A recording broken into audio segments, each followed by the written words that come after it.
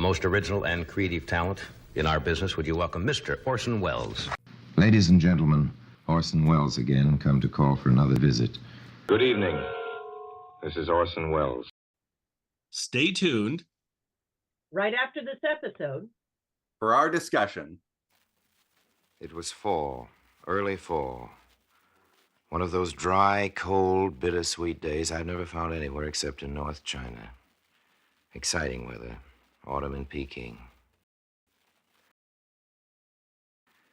This is Orson Welles, ladies and gentlemen, telling you a story. One I've told you before, over a year ago on one of the first of these broadcasts.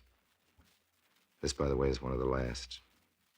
It's the last, to be exact. I have 15 more minutes with you as an editorialist, and I'm telling you about a day in early fall in North China, on the kind of day makes you look for an excuse to tell yourself that you're in love, when just breathing is fun. You know, there aren't many of those days in one average lifetime. That's why I remember this one. I like to tell the story. I didn't fall in love. But on that wonderful spring day, I heard the first cry of a small Chinese citizen saying hello to the world. I saw his father's face at that breathless and beautiful moment. Just exactly then, I decided to be a father myself sometime. I left the Orient soon after that. I was back in the States, back in school, and I read in the papers what happened at the Marco Polo Bridge. The young Chinese father mentioned it in his next letter to me. We're hoping there'll be a prompt end to this unpleasantness, he said. Little Yu has cut his first tooth. Then the letters stopped coming, and the years went by, and one day I was a father myself, just as I determined to be that distant autumn in North China. It was autumn. I said spring a minute ago. I'm a little upset because I'm saying goodbye to you all. Rebecca's mother, you know, had a birthday last week, and that got me to thinking of birthdays and mothers generally, and then about little you specifically, whose birthday, if my calculations aren't all cockeyed, belongs about here on the calendar. Because I've lost his address, and more importantly, because you has lost his address, I'm sending him herewith, by radio, a birthday card. Dear you, and while no pun is intended, ladies and gentlemen, it really might be you. Dear you, much has happened in the world since you were born. You know what's happened in your part of it. Maybe you haven't had the chance to find out what's been going on over here. Well, since I left your house, we've had a depression and a great president who told us we had nothing to fear but fear itself, and whom we believed. We tried to pretend that what was happening in your country was no concern of ours for a while, but then there came a day in December when we found out how wrong we were. After Pearl Harbor, we were in it all the way with you, and as you may have heard, we're still in China, taking sides in China, in your country. We won't discuss that matter in a birthday greeting or go into that civil war, but these are painful subjects. My purpose, you, is only to cheer you with a word of hope. You have the right to great hopes. So has everybody who is 15 years old today. Even if, like you, they've never lived in all those 15 years through a single day of peace. Happy birthday to you. As you've heard me say, ladies and gentlemen, this is Orson Welles making a kind of valedictory speech on his last 15-minute period in a year of weekly 15-minute periods, trying to sum up the things I've said in a year of broadcasting. I don't know that I've said much. It's a poor enough distinction, but I really think I was the very first among what are called liberal commentators to make vigorous criticism of Mr. Truman.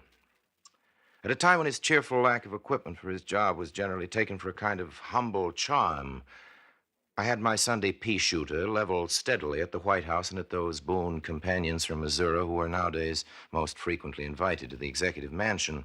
Good Democrats and liberals, my good friends, begged me to lay off on the grounds that I was contributing to a reactionary and Republican victory. It was my claim that Mr. Truman, before he was done, would make such a victory, such a certainty, that my little storm warnings wouldn't matter. I said that Mr. Truman would outwit his progressive apologists and make apologies impossible. From the start, I said he was reversing the Roosevelt domestic program and foreign policy, that he would inevitably betray organized labor and bring us to the brink of war. I take no pleasure in having been proved fairly right in this appraisal, and I really wish I'd been wrong. You know, I remember when the capital city of our country was remarkable for the good people who were going there. Now it's remarkable for the good people who are going away. I remember when the best and brightest of young men were turning down big salaries to go up to Washington and work for low ones and for the love of serving our American government. I remember an experiment conceived and christened by another president. In the name of political expediency, the new president has scuttled the New Deal. But his and Mr. Roosevelt's political party has not been noticeably strengthened by this effort. Before the peace was prepared for it, Mr. Truman got rid of wartime controls. Mr. Truman has alternately endorsed and repudiated the same political speech. Mr. Truman has nominated a man for a job that wasn't vacant. He has quoted a conversation with a congressman that was never held. After the railroad unions postponed a strike on the strength of Mr. Truman's promise of further concessions from the railroad companies, Mr. Truman went ahead, seized the railroads, broke the strike along with his word, and called on Congress for a draft labor law. Another Truman promise was for a special session of Congress if the present price control law failed to keep prices down where they belong. The law's lousy. Your dollar buys you less every day. As a matter of fact, there's no real price control, and as a matter of record, there's been no special session of Congress. How about calling one? Mr. Truman says no. Well, you know, there's a point in statecraft where the well-intentioned blunder turns into actual and public evil. Mediocrity can be a menace. In the day of the atom, an American president's mistakes are more than mere American embarrassments. His mistakes are wrongs against his government and its peoples, and against all the peoples of all the governments. You may have read in the papers that I'm suing a paper and also a man, suing them for calling me a communist. While I've still got a radio program, in the 3 or 4 minutes left to me as a broadcasting editorialist, I'd like to deal with that question. Well, of course, red is the easiest smear in the whole dirty palette of propaganda. If a man's ideas don't suit you, the simplest answer is to claim that he got the ideas from Moscow. That's the way of the witch hunters. The men who, for their own benefit, want to keep things as they are. They find a name to smear on everybody who wants to improve things. The improvements are always called dangerous foreign ideas. Tom Jefferson's ideas, for instance, were supposed to have come from France. The Americans who supported those ideas were called Jacobeans. In the same way, Franklin Roosevelt's reforms and Wendell Willkie's one-world outlook were called communistic. Improvement itself, any kind of improvement, is written down as alien. Well, as a patriotic American, I resent this effort by the reactionaries to hand to the Soviet Union leadership in the democratic cause. Now that the chance to broadcast these opinions of mine has been taken away from me, I'll venture to speak again on my last broadcast, an opinion on this hotly contentious matter of Soviet Russia, an unpopular opinion and one you've heard from me before. It's the fear of Wallace, of course. The conservative world is profoundly shocked at Henry Wallace's radical suggestion that we do not necessarily have to go to war. The liberal world ought to be shocked just as profoundly when one of its spokesmen comes out for a program of hacking up the globe into spheres of influence. My part in all this Wallace hoopla and rowdy-dow has been this single point, and since I'm repeating myself by way of goodbye, I might as well repeat my favorite formula for this issue of the Red Menace. I've said this many, many times before. I hope for the chance to say it again. We cannot fight communism and succeed. We can compete with communism and win that competition. An awful lot of hungry and unhappy people are sharing this earth with us. There isn't much of a share they have, these slaves and semi-slaves. They're beginning to ask for a better portion. Wyszynski's hot and hasty eloquence, Gromyko's inexhaustible armory of quibbles are sometimes merely obstructionist, but mostly a part of an appeal by the Soviet Union to those slave peoples outside of the Soviet Union who are minded to break their chains and want somebody's help to do it. Now, what does Russia really want? Russia, as a nation, wants friendly borders. The only question is how deep the borders are going to be. Russia wants oil and seaports. There's no question that Russia is going to get her oil and her seaports, a sufficiency. Nobody's going to fight a shooting war over that sufficiency. Oil and seaports and friendly borders of sufficiency, mind you, won't make Russia too big to live with. But mark this, Russia will be too big to live with, much too big, if she ever manages to persuade the undernourished, the diseased, the ill-housed, the freedom-yearning world majority that she speaks exclusively for them. We must offer the benefits and graces and the bread and butter of our democracy, our political capitalistic democracy, our real or imagined democracy, in practical competition with the benefits and graces and the bread and butter of Russia's socialism, Russia's authoritarian socialism, Russia's real or imagined socialism. In that practical competition, if our system doesn't win, then our system is not good enough to fight for. If in that open contest our way of life doesn't become by acclamation the way of the world, then it's not the Russian kind of government that can only prevail by force, it's ours. But of course, we know that to be nonsense. We know that ours is not a police state. And why should we use the tactics of the police state in our dealings with neighbor powers? We don't need to bluster and bully. We're the strongest nation the world's ever known. We're so strong, so invincibly, unbeatably strong that we don't need to sacrifice more of our youth to bloody battles in order to prove it. We're so strong, we don't have to fight to get our way. We're so strong, we don't even need to threaten. Our strength is threat enough. We're strong enough to be polite. We tower over the rest of the world in wealth and arms and health and optimism and everything that makes a nation great. We are the giant among nations. We are so very big, we can afford to be kind. We can be kind and get our way, as we must finally for this century at least, if there's a chance for peace. Only big, strong, rich, good America can make the peace and keep it. If there's a chance of war, only big, strong, rich, bad America can make that war. Well, I don't like armies and armaments. 80 cents, 80 cents out of every one of your tax dollars goes to pay for them. In other words, for the war we've just lived through and the one we're just fixing to fight. I don't like guns. But I'm not one of those mystics who feel that if you've got a lot of guns, you've simply got to shoot them off. I don't believe in disarmament because I don't believe it works. I don't believe that by brandishing battleships and atom bombs at the Soviet Union, we can bully the Soviet Union into establish a duplicate of our two-party representative government. I also don't believe that we can check the expansionist tendencies of the Kremlin by scrapping the battleships and distributing the atom bombs like Christmas baskets. I claim we're big enough to be kind, and I don't suggest that we should be so kind that we stop being big. I'll say it just once more. We should not fight. We should compete. We should compete because we're bound to win. We're bound to win because we're so big, and most importantly, because we've got so much to offer. Now it's just about time to say goodbye. Maybe there's time enough for the letter I wrote the lady from Weehawken on the first of all these broadcasts. She wanted to know why, for heaven's sakes, I was going to be a radio commentator, and here's how I remember it, or the answers I tried to give her. It may sum up what I've been trying to say. Dear Madam, there are no colleges for commentators. They just do it because they want to, and they go on doing it if the public doesn't object. I'm old enough to vote, and I can read. Someday that won't be enough to make a man an editorialist, but right now it gets me in. You may find me on an occasional soapbox, but I'll be speaking then in behalf of those notions which were first drafted into our Constitution and our Bill of Rights. As you've just heard, I don't happen to be a communist. I don't believe in suppressing communism by suppressing democracy. I think that encourages communism. An unbroken line of disillusioned Europeans day after day are marching into the Communist Party because we seem to be afraid of our own political principles. Somebody should tell our military governors that we've been having quite some success in most states with those principles at home for quite some time. We're now committed to moral as well as economic leadership in a world struggling out of the dark ages. We must not abandon our responsibilities any more than our fighting men abandoned their guns. The dazzling fact of this American peace calls for the same brave, big spirit which illuminated our part in the battle, the unbudgeted courage that bought the issue of that battle, the most terrible in all time.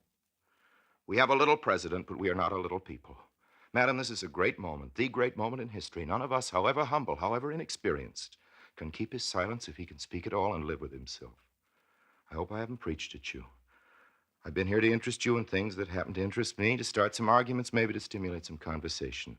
I've tried to keep you amused.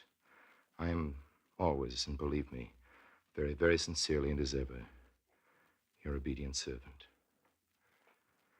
That's the end of the letter to the lady in Weehawken and the end of all my broadcasts, a year of them to you.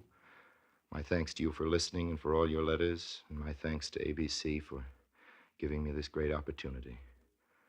Until another series, which I hope comes someday, sometime, believe me, friends of the Democratic persuasion, I remain as always, obediently yours. Take two on the aisle for the premiere of Is It Fact or Fiction, when the show that dares to challenge historical myths bows in this afternoon in just 25 minutes over most of these ABC stations. This is ABC, the American Broadcasting Company. Well, hello again. This is Buck Benny speaking. Welcome to another Orson Welles. This is actually our final Orson Welles, I guess, for the commentaries anyway.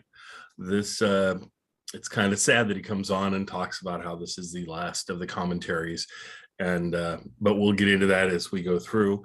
I have Terry Phillips with us. Hello. Of course. And we've got Vincent Longo over there. Hello. Vincent, thank you for joining us for so many of these episodes. It's been fantastic. And Kathy Fuller-Seeley again. And we have John Henderson back with us. He's been. I'm with just us an observer. He's an observer. He may if he wants to. He's more than welcome to. But he's been with us before, so it's great to have him back. And we'll go ahead and get started. I think we'll have Vincent take over for the beginning of this. So Vincent, why don't you take us through your thoughts? Yeah. So as Buck said, Wells is canceled. They've announced his replacement, which is the baseball manager of the Brooklyn Dodgers, Leo Durocher, I think is his name. Durocher. Thank you. Yes.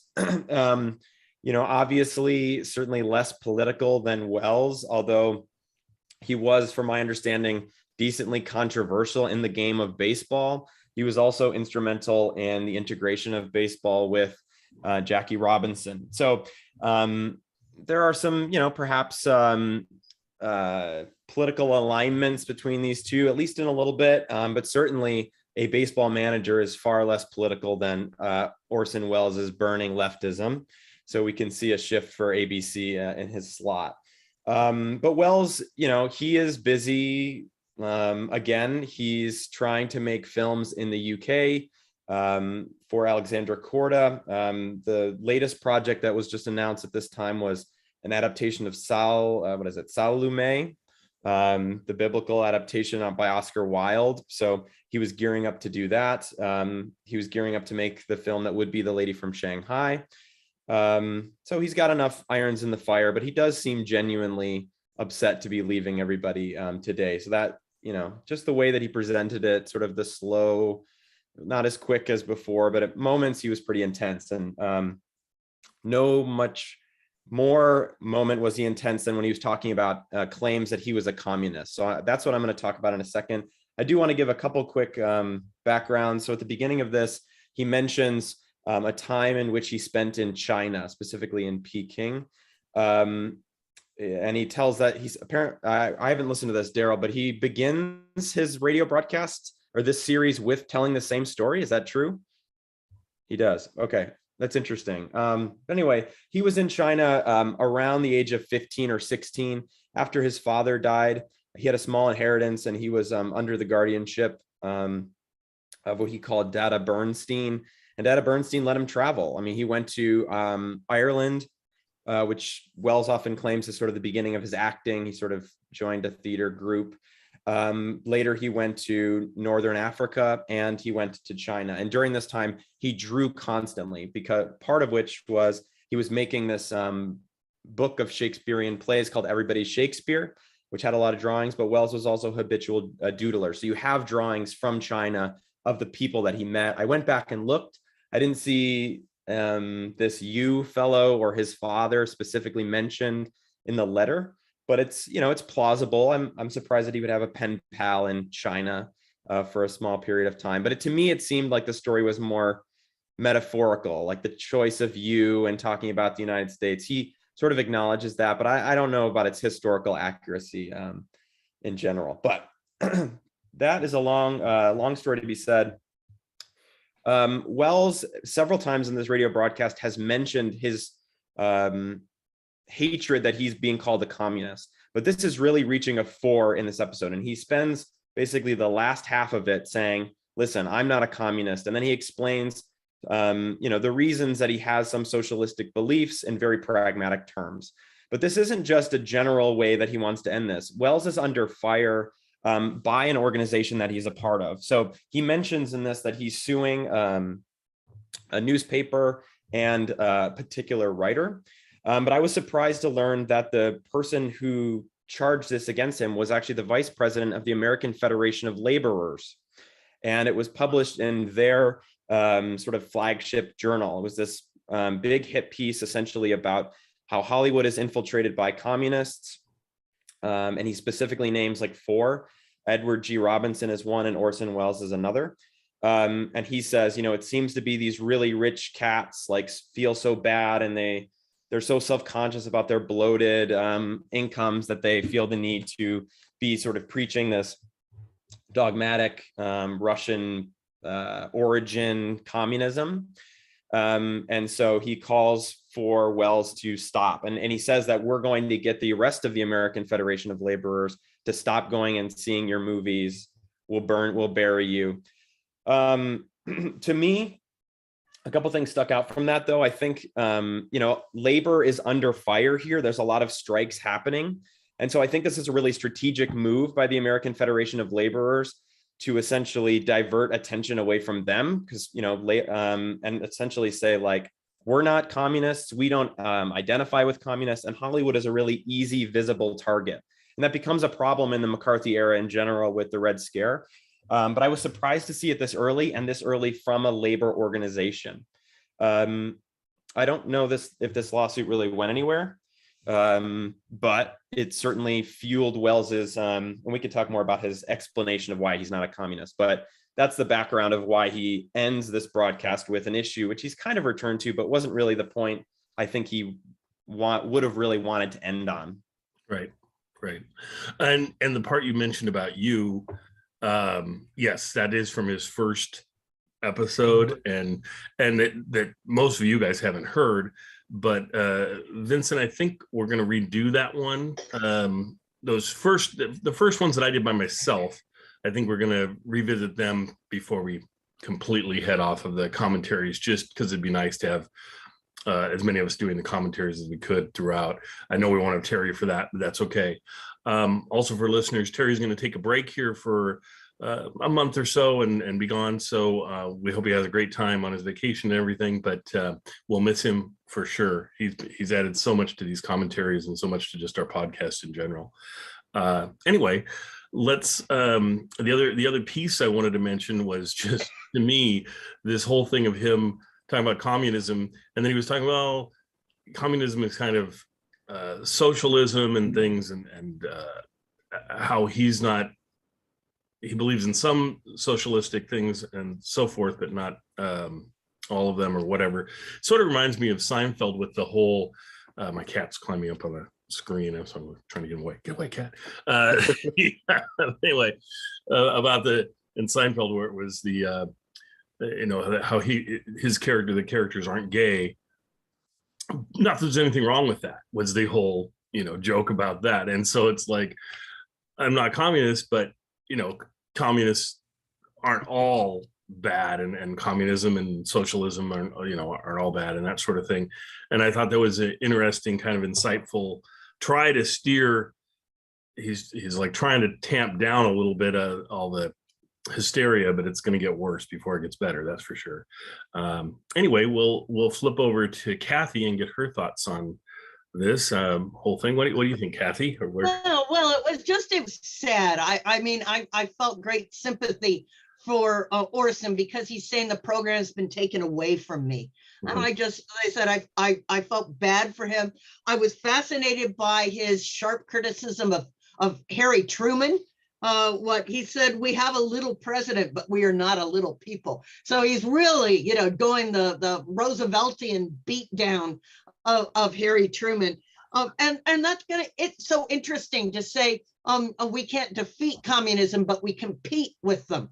We can compete with communism, which is short of saying, let's go to war with them. But I like how he's sort of splitting the atom here, splitting hairs, by saying that no, we should be competing, in all these countries undergoing revolution, by pointing up the pleasures and benefits of capitalism and democracy, rather than just a plain old fighting. So I wanted to ask Vincent. So soon after this, Wells does go to England. So no, he never really goes to England. He starts preparing. He does go to England, but sorry, go ahead. He does go to England for a very short period of time. Okay, so he's making the Corda movies, but in the U.S. Yeah, he's prepping for them, and then he goes to the UK. The story is that he shoots a little bit of Around the World, because he was going to adapt that into a film as well. That's always the story I've heard. But the Korda movies never come into fruition. But the reason, he did sell the Okay. rights to Around the World to Korda, which is why eventually we get the Michael Todd Academy Award winning version, because Korda will sell the Ah. rights to Michael Todd, who Michael Todd was involved with Wells's stage play version as well. But he quit early on. So it is this sort of strange Wow, connection. it's a small world. It's a small Yes. world. So I just, as I said, I just think sad. I guess I'm glad he went back to Hollywood to make more movies rather than sort of escaping to Europe. To try and get away from this the accusations and his how upset he is with Truman. So Yeah, he's quite So- upset in Truman on this one. This is probably the most harsh he gets on Truman that I can think of from his. I mean, he's Mhm. always been a little harsh on Truman, Yeah, but this but- one really Yeah. cements it. I Well, he think seemed- so, and it's because it's his last episode. He might as well Let it all sort hang of out. go out guns a-blazing. So I think he also sees it as his the way in which he stands out from other liberal commentators, right? He says at the beginning, like, even my other liberal friends think I'm way too hard on Truman, and they think that it's going to essentially favor the Republicans who also want to tear down Truman. But he says essentially, like, he thinks Truman is so bad that he's only going to make it impossible for liberals to be able to back him, and so that's why he supports this continued bashing. But you're right, he gives no he doesn't waver on Truman in the same way that he did before. He was always like, oh, he's simple, whatever. But now he just Yeah. seems to just constantly call him a little person as frequently as he can, even when it's not really the point of what he's trying to say. Right. Huh. Well, and then one other thing I noticed with this episode before I throw it over to Terry was that at the beginning he gets some things wrong. He mentions something from the from the spring and says, no, it was actually autumn that I was there and things. And I mean, and then there's just a few things that seem a little off at the beginning because he's and it feels like it's just because he's kind of emotionally tied into what he's saying and that he's saying his goodbye in his last episode and things. And then he gears up and then it becomes more normalized, like what we're expecting from him, and maybe even more incendiary and things than usual as well. Terry, what were your thoughts on this? The first thing I want to say is that Orson Welles, the one word I would use to describe Orson Welles throughout these commentaries, and maybe more in this one than any other, was nuanced. Welles was not a black and white guy, as you all have been saying. His views on politics and communism in particular were not simplistic. I mean, some people might have accused him of being naive, and maybe he was, but he certainly had the ability to slice and dice things and not just say, well, it's all good or it's all bad. He makes a very subtle reference to a historical event that I think 99% of today's audience would not know anything about. He talks about the Marco Polo Bridge incident. And this was oftentimes referred to as the second Sino-Japanese War, second Japanese invasion of Manchuria.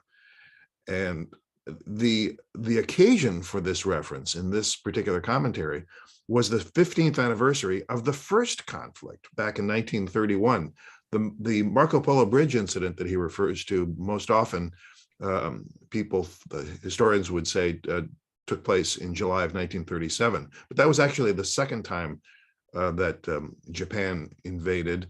And the Marco Polo Bridge, by the way, is very close to what used to be called Peking, which we now call Beijing.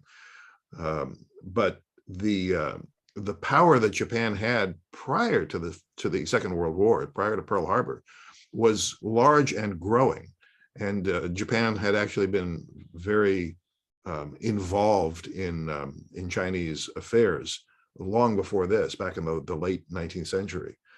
And so Japan was a growing force, and Welles, of course, is now looking back with the benefit of post-World War II hindsight and able to say that this was a danger that we now commemorate. And so in an odd way, again, with Wells being nuanced, he was trying to pick his way through the power of nations in the Far East.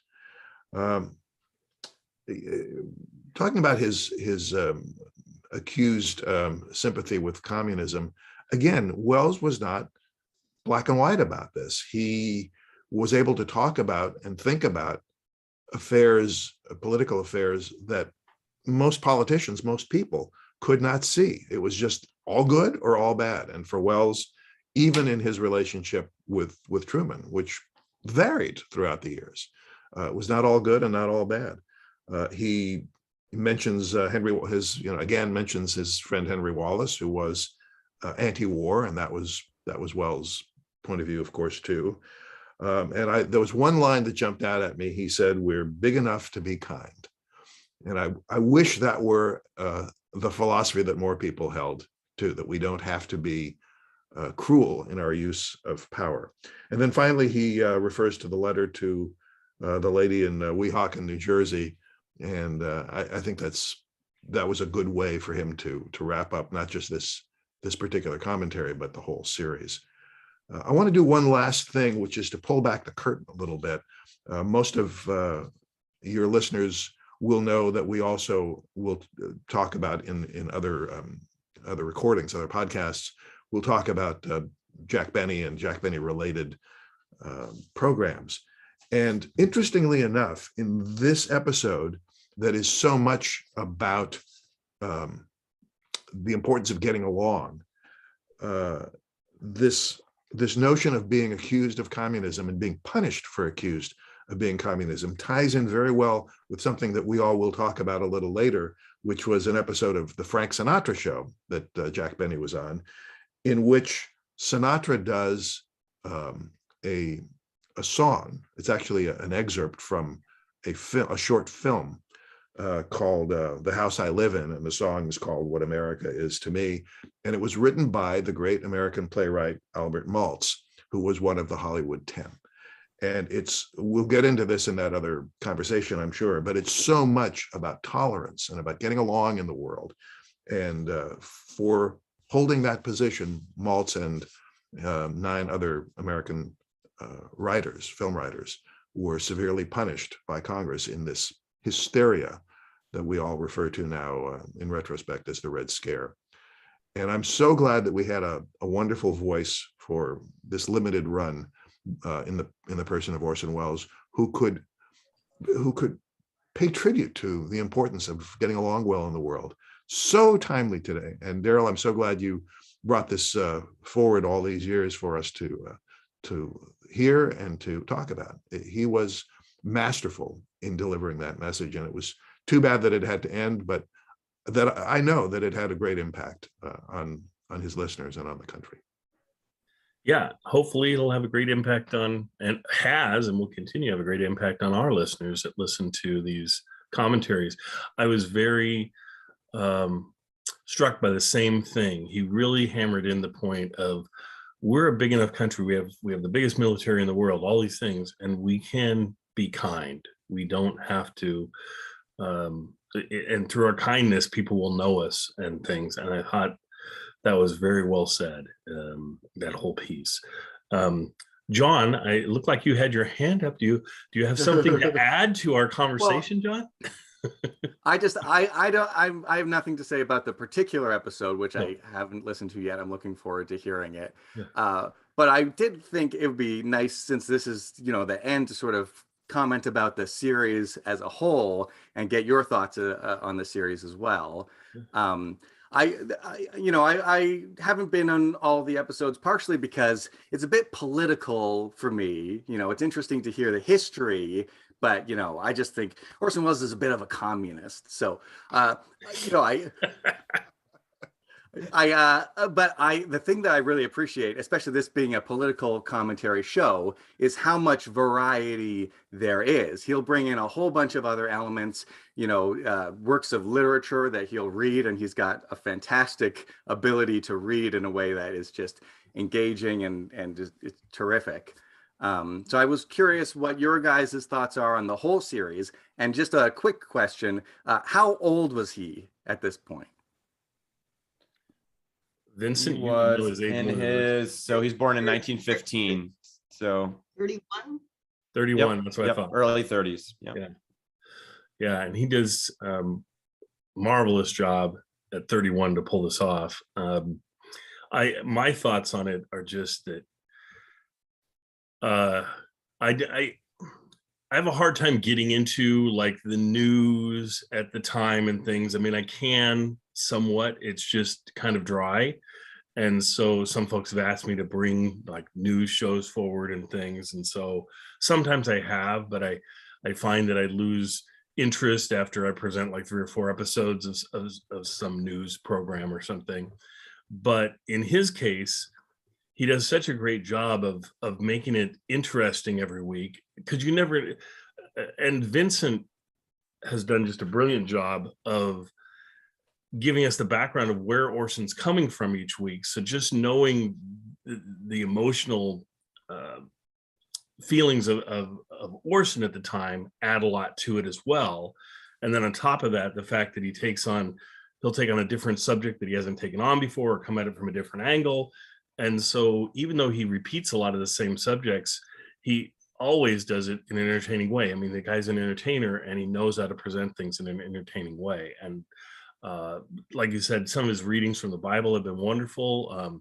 A couple of weeks ago, he read from Moby Dick, and that was fantastic. And so there's a lot of variety to this series that you don't get in a normal, if it was just a straight commentary by someone else necessarily. Terry, what are your kind of overall thoughts about the whole series? Well, as I said, I think it was I'll use the word, it was a blessing to have Orson Welles give voice to important issues of the day that are still important today, whether it had to do with racism or the economy or, just the importance of getting along with each other.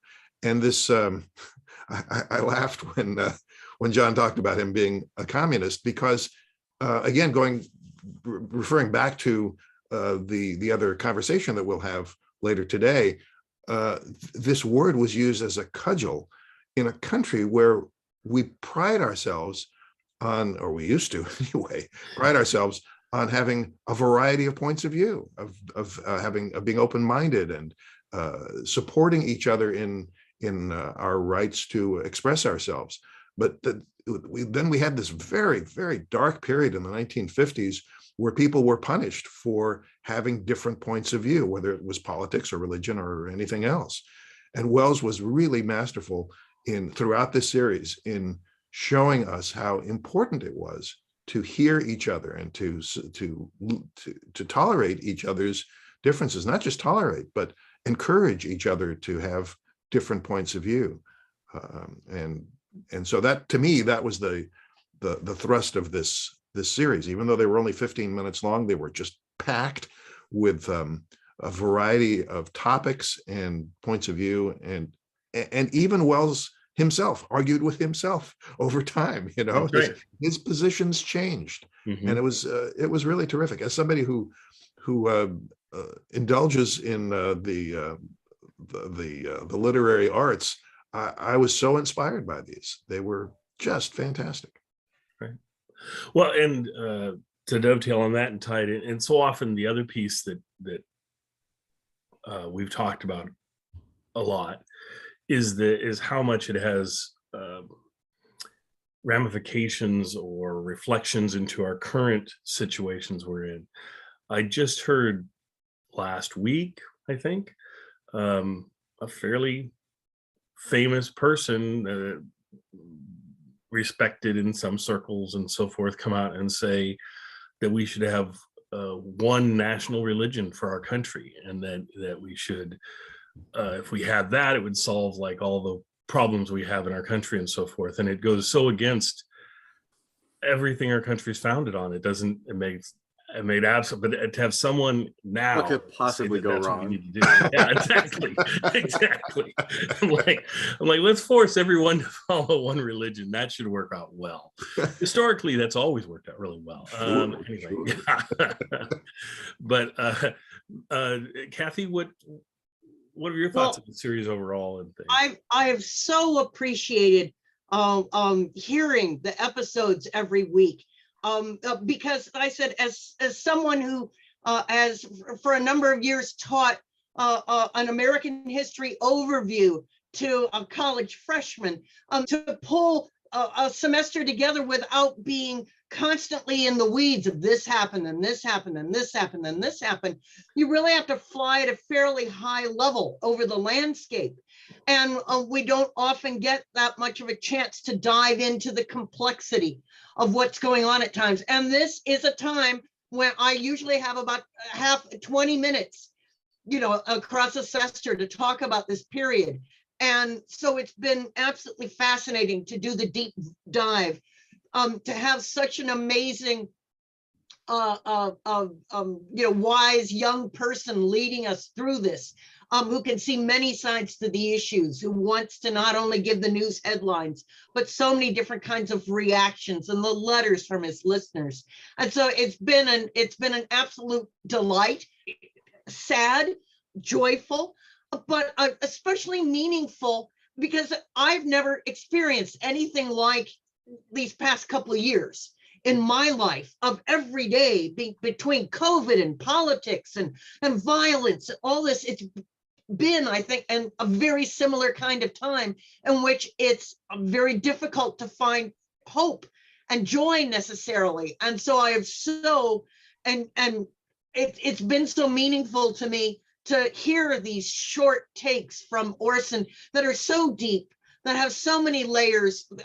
Oftentimes, when he can find a way to find sort of joy or a new point of view in an insane time, it's really helped me through what I consider a pretty similarly insane time of what we've been going through these past couple of years. So, and I'd also just briefly like to say, you're right, the way that communism is so vilified is fascinating so quickly.